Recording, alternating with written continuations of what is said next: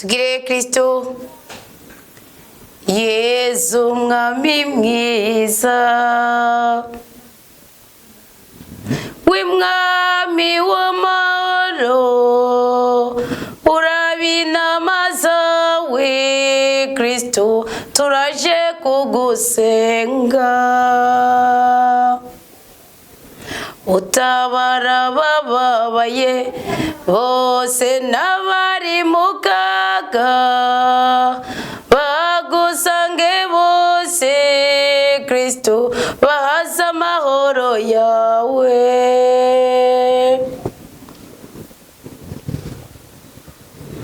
uri umushumba mwiza Kristo wongera umenye inama Yesu mwami wishema tuje kugusenga ganza mwami Yesu ganza urabikwiye dore tugana huri ni wewe buzima bwacu Kristo ni wewe mahoro yacu Yesu wanje zora nkuririmba Kristo jemanika amajwi nshinge n'akadiho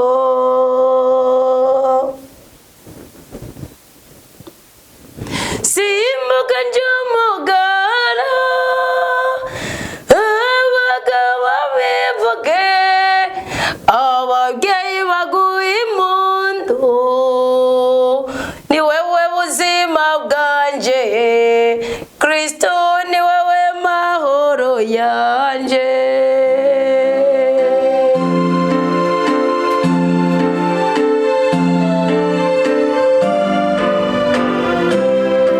Yesu wanje ndagushaka ukama ndagukeneye mu buzima bwanje kugira ngo umpore hafi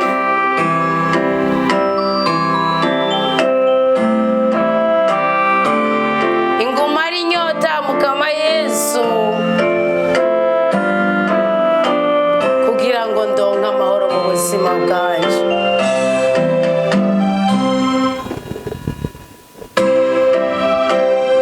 Yesu Kristo umukozi mwiza mwungere w'ubuzima bwacu turagushaka kuri uyu mugoroba twebwe ubwoko bwawe turagushaka muri iri joro twebwe abana bawe duhore hafi Yesu Kristo umukozi mwiza kugira ngo turonke ubuzima duhore hafi Yesu kugira ngo turonke amahoro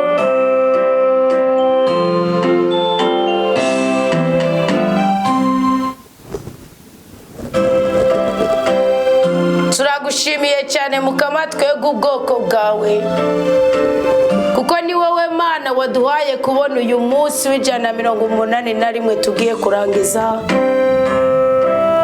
ni wowe Mana n'uyu mwanya udutijije umwuka w'abazima turagukengurukiye kuko nidukekereza kuri urutare twegamira tukaronka icyo twifuza cyose kandi ku buryo bw'umwihariko tugushimiye ko naho twabaye mu ntege nke zacu tukagendera mu bugome tukagendera mu byaha tukababazwa n'ibidakwiye kutubabaza kuko ari iby'isi ni wadutaye ni waduhebye ni wadutetereje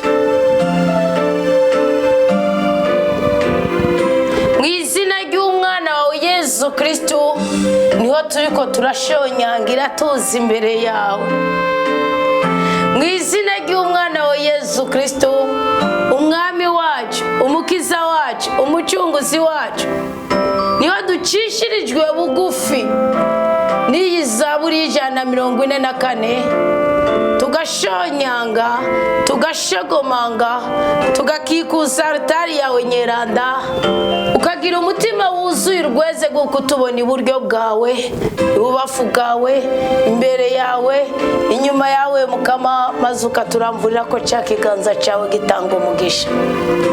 Aho ni abagwayi bagera bakiyumva, aho ni abagowe bagera bakiyumva, aho ni abarushe bagera bakiyumva, aho ni n'indaya zigera zigahindurirwa amateka, aho ni imboregwa zigera zigahindurirwa amateka, aho ni abatinganyi bagera bakagirirwa imbabazi.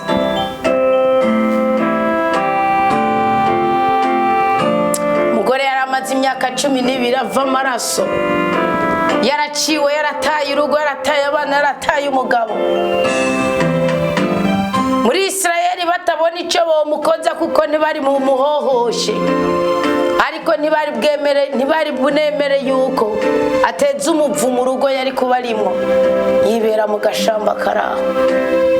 Ariko yundi munsi ngo aca inyuma Kristo, ngo akora ku buyonga bw'impuzu ziwe, ngo icyago kiramuvako, Kristo ngo ubutware bumuvako. Yesu ndagukunda kuko ubutware bwawe ushira muri twebwe tugaheza tukaremurika imitwaro yacu yari itunuje imitima yacu. Kama Yesu muri wowe niho turongera ubuzima,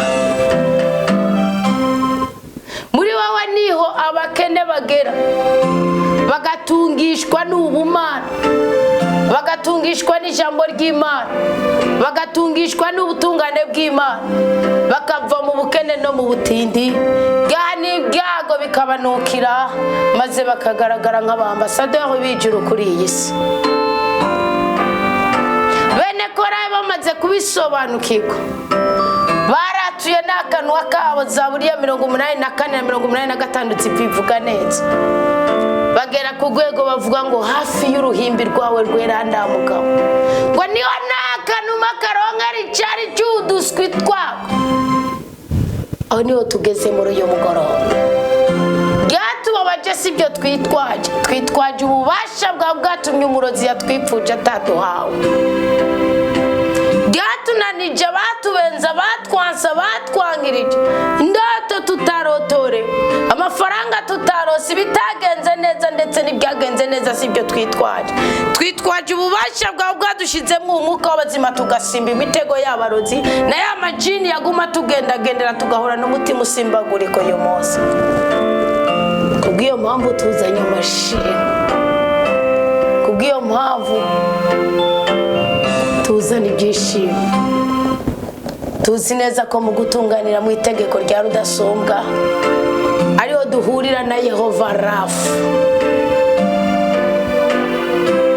uwutugwanirira, uwudutsindishiriza, uwudutabara, uwudusumbira byose, uwudukura ku cyava akadushira ku cyata, uwudukura mu bugumba akadushira mu bubyeyi, uwudukura mu bugwa akadushira mu magara meza, uwudukura mu gukanyuka akadushira mu kuramba no kuranirwa, uwudukura mu bushomera akadushira mu inyugwa ry'ubuzima, uwudukura mu byangira akadushira mu bikundiro kandi bitavogerwa. Aho niho twegereye ubwoko bw'Imana, aho niho tugomba gukika umusaya uyu munsi, aho niho tugomba gukika urubavu uyu munsi, aho niho tugomba gukura ibyishimo uyu munsi.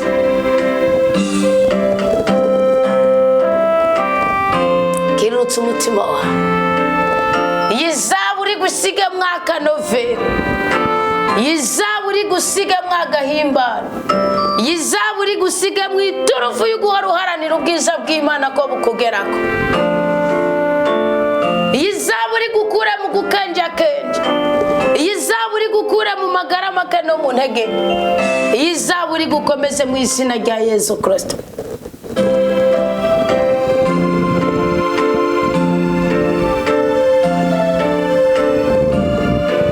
Kera tukiritera tukarisama, twahagarara mu muco mwiza w'ikirundi, tukavuga ngo uburura amaso bose babibone, ukanda gusigira ifoto y'ugwibutso, uburura amaso y'umushaha wawe, ijuru ribibone, isi bibone, n'ukuzimu kubibone, ngo butware turabufise.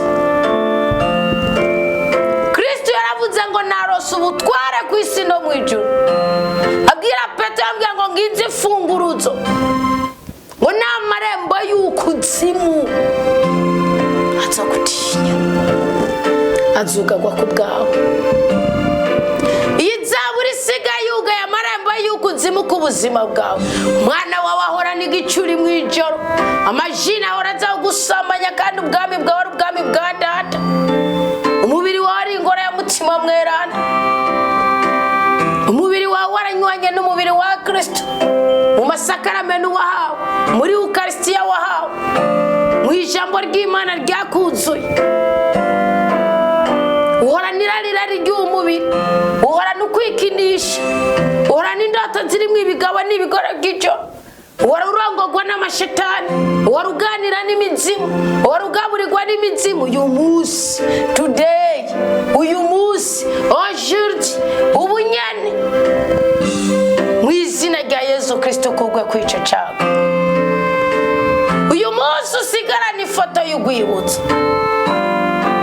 Iri sengesho rigusigira urwibutso rw'intahava kuri samurago ubwami bw'ijuru. Iri sengesho rigukura mu migozi y'urupfu rigushire mu isoko ry'ubuzima. Iri sengesho rigutandukanye n'inyatsi z'ubwoko bwose. Barakwase nawe uriyankiriza. Iri sengesho rigusigira urwibutso kuri uwo gukunda, uri w'igikundiro ko nawe urakunda. Barakuvumye nawe urivuma uriyankiriza. Iri sengesho rigusigira urwibutso rw'uko uri mugisha, uri na mugisha, kuko ufite Kristo soko k'ibyo dukeneye byose. Rukwipfuzwa n'uruguhorana amarangamutima ari hejuru ushaka kwemegwa. Tuza kuko uri muri wowe warakomeye rwose. Uburura amazi si bibona. Umwanditsi wa Zaburi 121 yaravuze ngo Mana nuririye amaso, ndayuriye ku misozi, ibyo mbona birampanze, ibyo mbona sindi bubirenge, ibyo mbona sindi bubitorera inyishu, ibyo mbona bica intege, ibyo mbona biransamaza. Atariko Mana nubururiye amaso ku misozi, timbese gutabagwa kwanje kuzova he? Mutima w'Imana akorera muri twebwe, kakami tudacecekesha, kamwe kagaragaza ko dufite Imana, karavuga ngo kuwiteka niho uzeye ugutabarwa kwawe.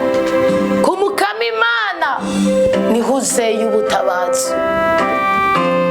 Imana yarinze Abanyeshari, Imana yataturiye Umunyesirayeli, Imana yakuye Umunyesirayeli mu maboko ya Farawo. Uyu munsi nigisohore Farawo mu buzima bwawe.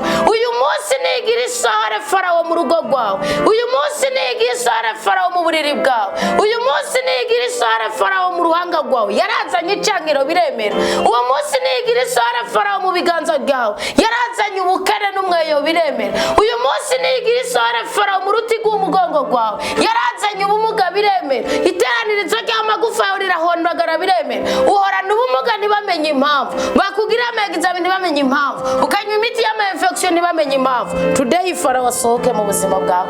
Farawo yaremejwe ntiyigeze yemera.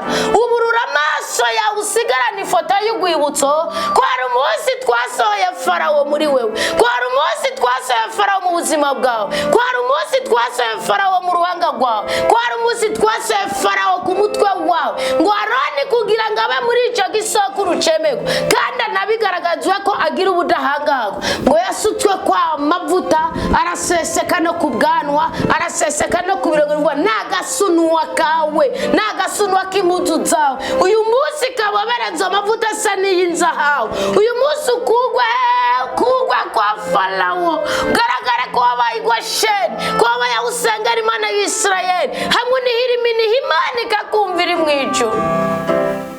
Dawudi yaravuze ngo aranyumvise ihenge k'ijuru, ngo irahenza ngo irangiza ngo indoba mu mazi menshi, ngo inkura mu rudigiri ururimo narwo nzi mutima.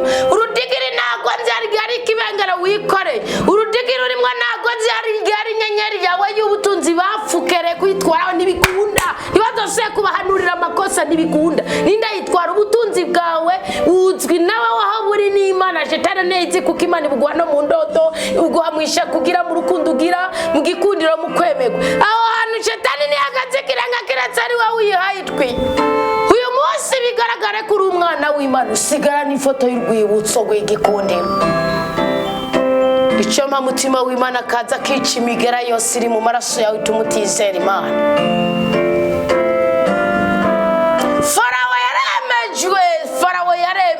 Farawo yaremejwe ntabwo amajina ari muri wewe ari bugirwe inama ahubwo niyemezwa asohoke. Farawo w'ubukene umusohore, Farawo w'inyatsi umusohore, Farawo w'imibabaro umusohore, Farawo w'icangira umusohore, Farawo w'ugukeniga umusohore, Farawo w'ububeshi umusohore, Farawo w'ubusambanyi umusohore, Farawo w'ubwibone umusohore, Farawo gutuma kuraguza umusohore, Farawo gutuma kwiyangiriza umusohore, Farawo akubwira kuri mu bumusohore, Farawo akubwira ko atacumaza umusohore, Farawo akubwira ko wasazi iwanyu umusohore, Farawo akubwira kuri ngumba umusohore, Farawo akubwira ko Imana ibesha umusohore, Farawo gutuma ukekeranya umusohore, Farawo gutuma kwihorahora umusohore, Farawo gutuma kuba kutababarira umusohore, Farawo gutuma kugira ishara umusohore, Farawo gutuma kugira ishara umusohore kuko yakugize umukadisimu, yakugize umukarudayi, yakwigize uwimika Abarozi kuri uwo musozi uherereyeko. Mu izina rya Yesu Kristo Farawo aguteza ishari, Farawo aguteza inzigo, Farawo aguteza ubwibone umusohore kuko icyo nicyo cyakiri hagati y'ijuru n'isi. Bine byaza byoroshe kubikugwako mugicu kubitana n'Imana guhondagura ikanaguhondaza n'akanwa k'abahanuzi b'ibinyoma nakume kwa Akabu ukazorangira upfuye nka Yezebeli n'Akabu. Mu izina rya Yesu Kristo uwo muvumo umunsi ntukurareko.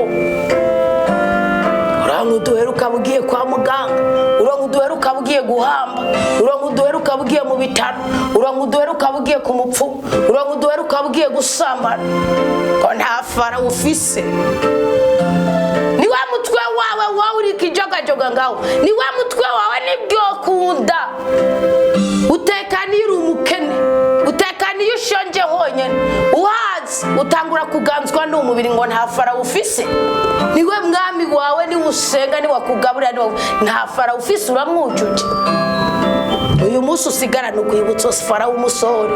Notamusohora ngura kaninga waziwa zose zibonera mu kiyaga gitukura na uririmbe ngo wangu uyu Uwiteka Imana zinzo y'ibukukuri. Uzoburi guhomba. Uzoburi guhomba. Uzoburi guhomba. Uzoburi guhomba. Turi muri Avomark. Dusigaje bre. Dusigaje na go. Tuzoba turi hagati na hagati mu mwaka wa 2025. Hahandi umugore yishimikiza igikingi ahabwo tahigise cyamva yesindakura umwana wanje no munigira mu meje agakomereza agashingiriza kabara ngo ati hari wundi mwana agira avuke mu bandi bantu hari yindi shusho bagira babone ngako isi. Kwa niko Kristo yabwiye abigishwa biwe muzosome muri hari 14 ngo murigangira nk'abari kuwundi. Hari gandiko ndavuga ibukumva umenga ndi umusatsi icyama ngasalira mu maranga mutima yawe ukabyumva ukunyene. Icyo mukazi ukamfasha niko Pawulo yabwiye Abakorinti. Yambwiye ngo asugusara kwanje, ngo asubugugu bwanje, ngo bababere isoma mugaheza mukanyika. Honda Pawulo.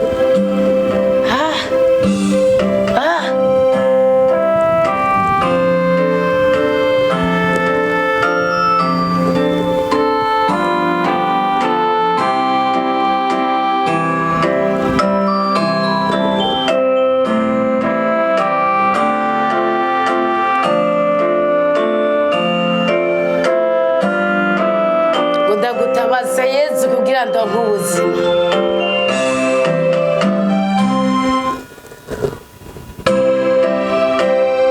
Yesu wanje ndagusenga kandi ndagukunda. Nimba udakunda Kristo Yesu kundikisheho. Maraso ya Yesu Kristo muri uyu mwanya nagutwikira. Amaraso meranda ya Yesu Kristo natwike ububasha bw'umwasi bwose buri kugundanira amaranga mutima yacu.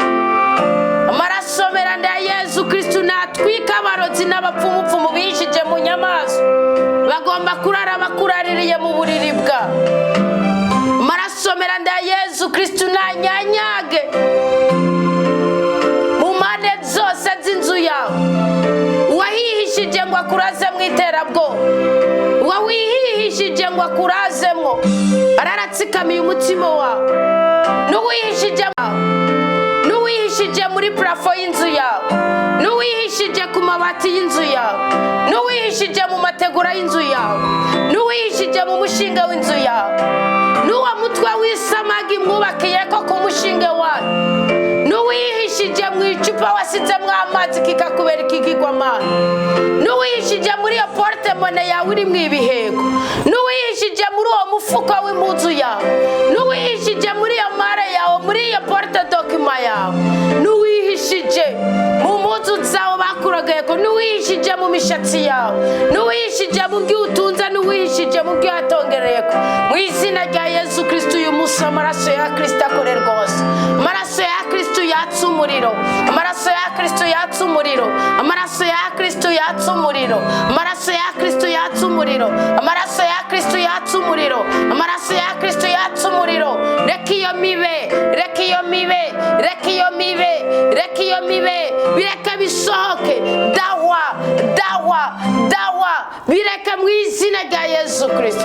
Amaraso ya Kristo akore, amaraso ya Kristo akore, ya maraso yaviriye Igorogota aracakora. Umwaka umungana n'imyaka igihumbi, umunsi umungana n'imyaka igihumbi, imyaka igihumbi ingana n'umunsi umwe. Igihe yaviriye n'uyu munsi agikora nka kurya nyene, ububasha buracyari burya, impuhwe ziracyakorera muri ayo maraso, ugutabara biracyakorera muri ayo maraso, uguhonya biracyakorera muri ayo maraso ku bagome. Hinduka wa mugome we, hinduka wa murozi we, hinduka wa mwambushi we, wambaye ibisakamburira, wambaye amababi y'ibihuna, wambaye amababi y'inyoni, wambaye amubi y'inkoko. Hinduka, hinduka, hinduka, hinduka. Nukeregwe, nukeregwe, nugatwenge, nugatanga raporo kwa Sekibi, nugatanga raporo kwa kuzimu shetani, nugatanga raporo kwa yanyanga y'umuriro. Hinduka, hinduka ukiri ku isi, hinduka, dusubira mu kirere. Wowe uri mu kirere, koroka, koroka, koroka, koroka, koroka wa kinyagombe, koroka wa wihishije mu nzoka, wihishije mu nyenzi, wihishije mu mbeba, wihishije mu bikona, wihishije mu nyoni. Koroka, tsindwa, tsindwa wabihagowe, wihishije mu nda z'abana b'Imana bahora n'amabuye, bahora n'imisonga, bahora n'imibe, bahora n'imbuku gukonyokegwa. Mw'izina rya Yesu Kristo amaraso yiwe aracari karakora muri uyu mwanya. Inkota ya marayika Mikaheli, inkota ya marayika Mikaheli, inkota ya marayika Mikaheli iri gusogota. Turi kuri Avumarke, iri gusogota, iri gusogota.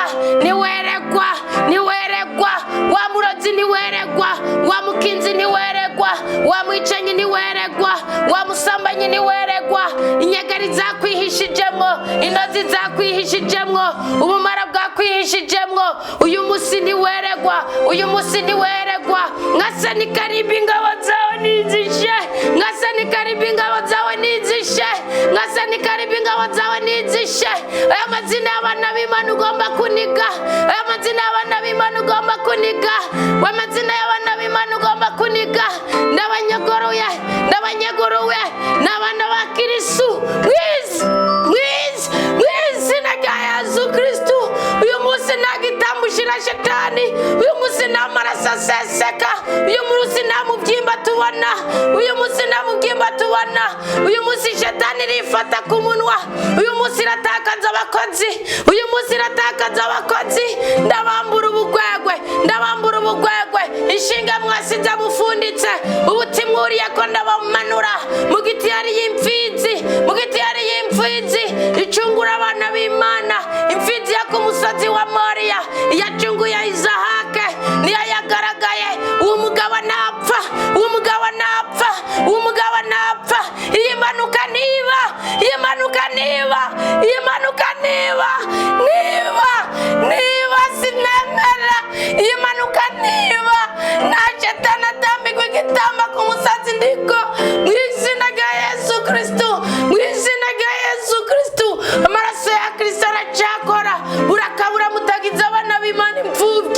urakabura mutagize inzo y'imfubyi ndabyase wa daimoni uri kugendera mu kabare nahari imborego Imana iraca bafise autorité ndabangiye uyu munsi ndapfubiranye ibikorwa byanyu uyu munsi ndapfubiranye imirimo yanyu uru rugo ni mu rugendera yimanuka niba uyu muduga nuca imvura nitirigana vayo ndabakura mu izina rya Yesu Kristo mwabisigomwe mwamadayimoni mwe mwabambuzi mwe mwabangushi mwe mwarasenye ngo biremera uyu munsi nanjye ndabasenya uyu munsi nanjye ndabahonya ndabakiza nta musambanyi musubira gukorana nawe nta munyabwibone musubira gukorana nawe nje mu izina rya Yesu Kristo ndatabara umwana w'Imana ndatabara umukobwa w'Rudasunga ndatabara umukobwa w'Rudasunga ndatabara umwana w'Imana inaye turayikeneye uyu munsi ndamukura mu byara bya Shetani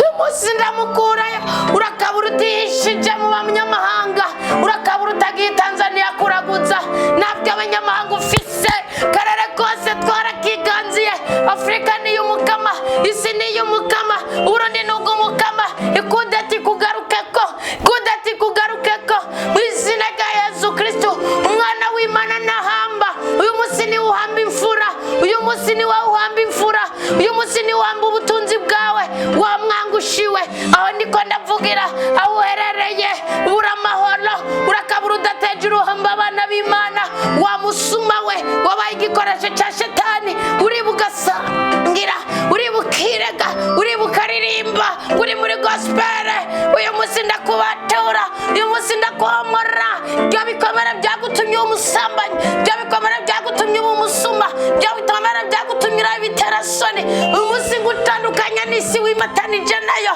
uri umwana w'ijuru uri umwambasaderi w'ijuru urakuvugira Kristo ndakunyaze Shetani ntuzosubira kunyitabi ngo byemere ndakunyaze Shetani ntuzosubira kubarwa ngo byemere ndakunyaze Shetani ntuzosubira kwisambanya ndakunyaze Shetani ntuzosubira guhora uribwa mu nda ndakunyaze Shetani ntuzosubira guhorana umugongo umugaye ndakunyaze Shetani gabidiyabete barakubwiye ngo hora mu miti baguha ibiterekereye niwabyumva niwabimenya uyu munsi ndakuzanye hypertension yawe nibe normale uyu munsi ndakuzanye isukari yawe nibe normale uyu munsi ndakuzanye imbuto zawe nizikomere uyu munsi ndakuzanye akira urubyaro rusubire kuraguza akira urubyaro wararaguja n'ubundi urahamba wasabye umwana umupfumu urahamba wasabye urugoyi Shetani uruberamwo ingumba uyu munsi umuguruka mu izina rya Yesu Kristo ubahoke mu izina rya Yesu Kristo bagucinda saguremera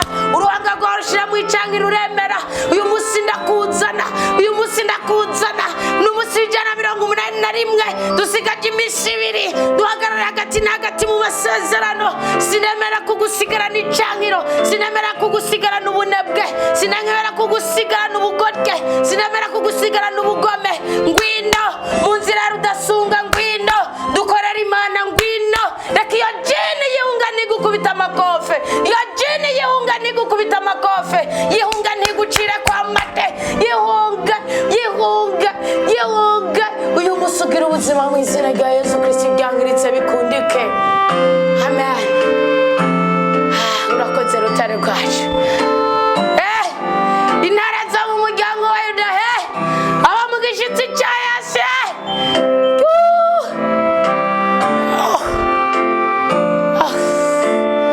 urakoze Yesu urakoze mucungutsi w'ubuzima bwacu urakoze rumara ntimba urakoze isoko ry'ibyiza byose urakoze mukiza w'abarwayi urakoze woza n'ubuzima